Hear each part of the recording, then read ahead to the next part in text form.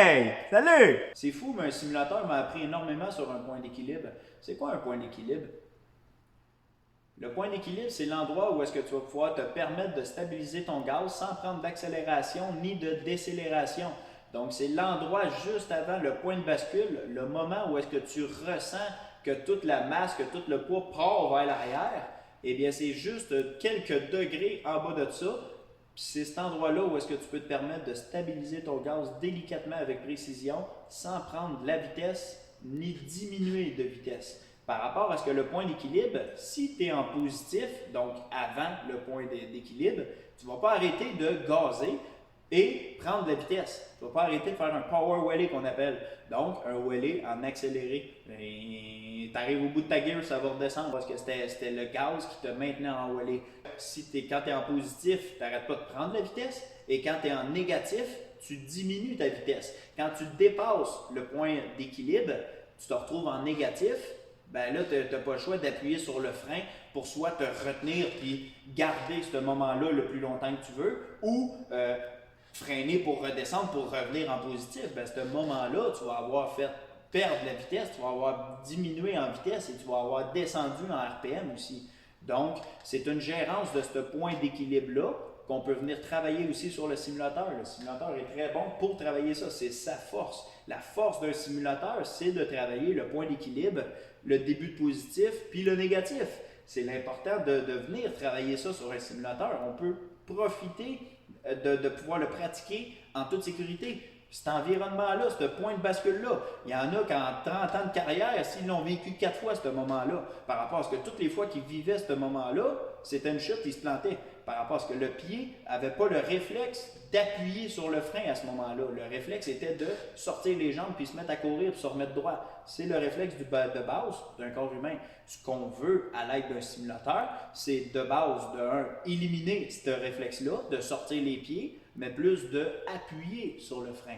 Fait qu'un coup qu'on a activé ce réflexe-là, il reste à maîtriser ce réflexe-là avec la pression progressive. Donc, maîtriser une pression progressive de ton frein en arrière.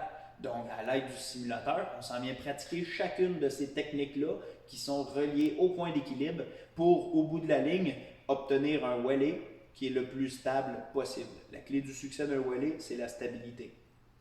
Donc, c'est pour ça que j'aime la formule, que je trouve bonne la formule, l'idée d'un simulateur wheelie buggy et formateur qui vient accompagner le client pour arriver au bout de la ligne à réussir à faire un wheelie avec sa propre moto, bien entendu. Le simulateur comparé, le point d'équilibre sur un simulateur comparé à la réalité, c'est le même, c'est à la même hauteur, c'est à la même endroit. Tout ce qui va varier la hauteur du point d'équilibre, c'est le modèle d'un bike, mais sinon le point d'équilibre d'un simulateur à la réalité reste le même. Donc, moi, je trouve vraiment efficace justement d'apprendre sur un simulateur les bonnes techniques de base pour préparer mon client à aller à l'étape numéro 2, le wheelie buggy, pour ensuite pratiquer avec lui en réalité. Fait que les deux, un à côté de l'autre, on se pratique à faire un wheelie, puis on se donne conseil justement, puis c'est comme ça que je vois la formule de Wheelie Force Lanaudière. Démonstration, point d'équilibre. Donc, remarquez le son. C'est vraiment au niveau, c'est vraiment le wheelie, c'est vraiment un feeling et être à l'écoute de son bike. Le bike te parle, ça te dit quoi faire. Il s'agit juste de bien répondre à la demande du bike le plus rapidement possible, efficacement, puis avec de la précision. Donc, avec tous les outils que le bike te donne, sois à l'écoute et viens gérer avec l'aide des outils qu'il t'a apportés. Donc, démonstration du point d'équilibre. Tu vas voir lors de la démonstration, quand je vais t'être rendu au point d'équilibre, tu vas entendre mon gaz qui ne va pas augmenter ni diminuer. Il va rester au même idle, il va faire le même bruit constamment tant aussi longtemps que je le garde à cet endroit-là. Si je le descends un peu plus bas, il va augmenter en bruit, il va augmenter sa vitesse, je vais augmenter en vitesse. Puis si je suis en négatif, il va diminuer en bruit, il va diminuer en vitesse. En réalité, ça diminuerait sa vitesse ou ça augmenterait sa vitesse ou ça garderait sa vitesse. C'est de là qu'on tranche le point d'équilibre en 3 parties. Point d'équilibre positif, négatif, et c'est de bien gérer efficacement avec précision les commandes pour arriver à être stable à l'endroit du point d'équilibre le plus efficacement possible. Donc, démonstration.